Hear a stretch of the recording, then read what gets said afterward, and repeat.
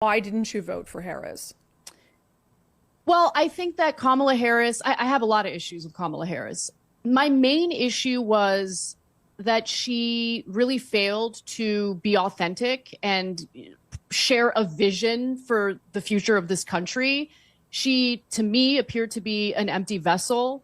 She didn't stand for anything. I despise neoconservatism. And so the fact that she was like parading around town with like Dick Cheney and Liz Cheney and talking about how honored she was to be endorsed by Dick Cheney, I was like, this is not someone who shares my values. So why would I vote for her?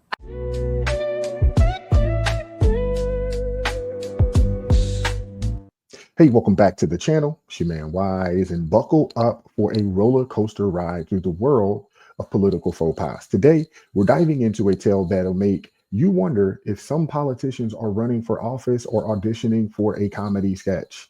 The Vice President of the United States, Kamala Harris, walks into a meeting with the Teamsters Union. Now, you'd think she'd be ready to charm these folks, right? After all, unions have been the backbone of Democratic support for decades. But apparently, Harris decided to take a different approach, one that can only be described as how to lose friends and alienate voters 101. In a move that would make even the most seasoned politicians cringe, our esteemed VP managed to turn what should have been a simple Q&A session into a masterclass into how to not win an election. We're talking about speed running through questions, impromptu exits, and parting words that would rival a diva's dramatic stage exit. You guys are not going to believe this, but then again, maybe you will. We're going to unpack this political pratfall that's got everybody talking. We're talking about finger wagging to foot and mouth moments. This story, it has it all, man. And trust me, y'all got to see the end of this video right here. I mean, we're literally watching a campaign trail blooper reel.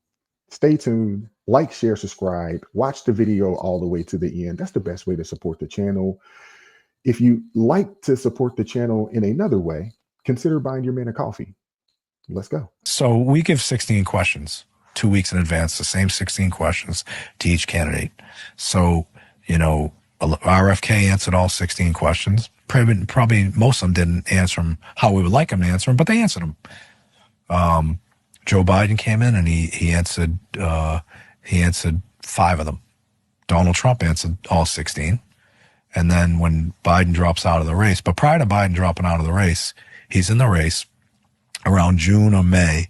One of my vice presidents, a woman named Joan Corey out of my local, she sits on our general executive board, was at an event with Vice President Harris. And you know, they're going through the line to get the picture, and Joan introduces herself to Vice President Harris, says, "I'm Joan Corey. I'm on the General Executive Board for the Teamsters." She goes, "Teamsters? You better get on board. You better get on board. Better get on board soon." Says it to my Vice President. To her face? To her face. So she comes back. We have the meeting the next day. Yeah. Talk about the entitlement. Talk about the entitlement. He didn't even want to earn the vote. He just was on some reckless, y'all better get on board. You better support me because you're supposed to. And she tells me this. I thought I was arrogant. That's really arrogant. So she tells me this. So I call up Marty Walsh. He wasn't the Secretary of Labor, but, you know, he was pushing hard for us to make the endorsement. I'm like, let me ask you a question, Marty.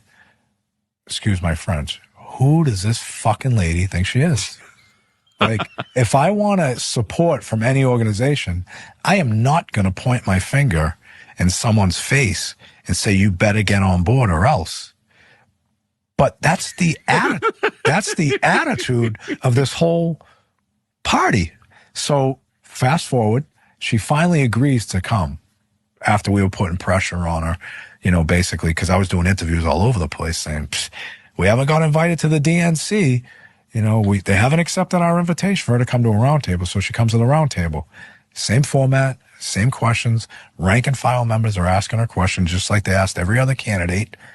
And they were trying to negotiate with us. She only wants to answer 3 questions. We're like, there's 16 questions here. So she answers 3 of them. And on the 4th question, one of her operatives or one of her staff slips a note in front of me. This will be the last question. And it was 20 minutes earlier than the time that it was going to end. Come on. 100%. And so, you know, you're there trying to get our support. And her declaration on the way out was, I'm going to win with you or without you. She thought that or said it out loud? She said it out loud. That's insane. So that's crazy behavior, actually, if you think about it. It was insane behavior, which at that point in time, I knew she was going to lose. The more that comes out about this lady, the more unlikable she is. There is no way that she should run for president again. And to be honest with you, I think this interview right here with between this guy from the Teamsters and Tucker Carlson, I think this interview just ended any thought that she may have had of running for anything else ever again in her life.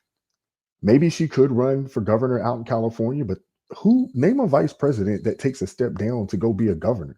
We've just never seen anything like that. We've just never seen anything like it. But this lady is so unlikable. Now, again, maybe she could run for governor in Cali and maybe she could win. But to go to the Teamsters, to go to a place that is supposed to be friendly territory, you're going to dictate, oh, we're only answering 3 questions. But then you agree to sit down and do the 16. And then in the midst of it, with 20 minutes left, you say, nah, we're not going to do that. And the thing is that she had mentioned something along the lines during the campaign in the interview that she had, I believe, with Brett Baier. And she was saying that, oh, this is called being disciplined. The people that was in charge of her campaign, they're terrible. But then again, it could have been a situation where they knew how unlikable she is, and they were trying to hide that from the American people. That could have been the case. And I'm almost thinking that's what it was. They were trying to shield how unlikable this person is, how not smart she is, how unintelligent she is, you know, how, what's the word I'm looking for? Unarticulate? Is that a word? I don't know. I could be wrong on that. But she just didn't have it. And this is somebody that's used pretty privilege to get to one step from being president. But she couldn't handle the big stage. But she actually proved that before Iowa during the 2020 presidential campaign, because she couldn't make it past Iowa. She couldn't get past other people in her party. Let me know what you guys think about this in the comment section, though. Like, share, subscribe. Consider buying your man a coffee if you want to support the channel. I do appreciate everybody that has supported the channel thus far. Keep God first in your life. Stay prayed up. And we'll catch up with you all next time. Peace.